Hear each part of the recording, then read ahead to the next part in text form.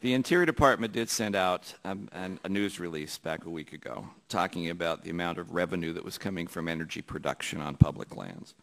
And you stated, or the department stated, the revenues will also support much-needed projects that create jobs, critical infrastructure improvements, and funding for education. And here is where I want to go off as a former teacher.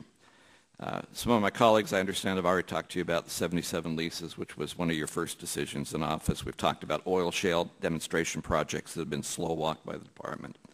The fact of the matter is, schools in the United States, 13 of the 15 slowest growth areas, states with the slowest growth in their public education funding, are found in the West, which are the so-called public land states. And it's not even close.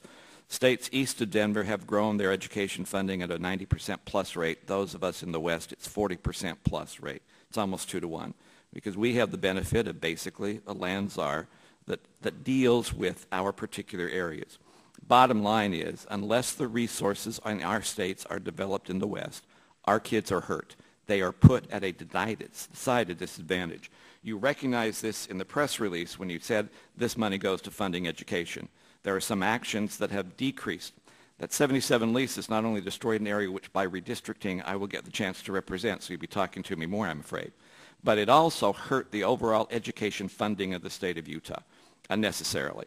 So I want you to know that if the West is going to develop an adequate funding base for their education needs, they must have the resource development that takes place on public lands in the West. We can't have it both ways. So I'm assuming that you will support that in view of your the newsletter, and also support the Apple bill, which I have, which deals directly with the ability of helping Western states fund their education by doing those things that were promised those Western states when they actually became states in their organic enabling acts.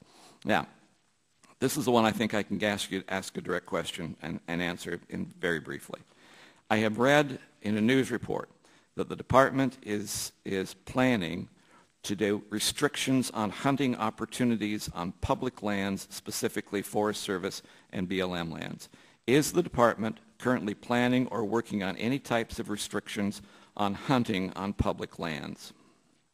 Congressman Bishop, not to my knowledge. We have a program where we work with and support hunting and fishing and boating and all the uses of our public lands because of the importance of the job creation that comes, 6.5 million plus jobs just from outdoor recreation alone. Your state is, I think, Exhibit A in terms of some of those economic benefits that come. So to my knowledge, there's not that kind of policy. Can I throw that to Director Abbey? Do you know of anything in your agency that's working on those kinds of restrictions that were in the press? We're not working on any kind of restrictions on hunting and fishing on public lands.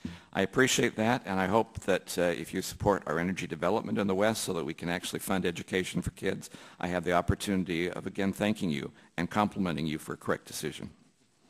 Thank you very much. I just noted that he yielded back his time with a compliment. That's very complimentary. Thank you. 2 of them, yes.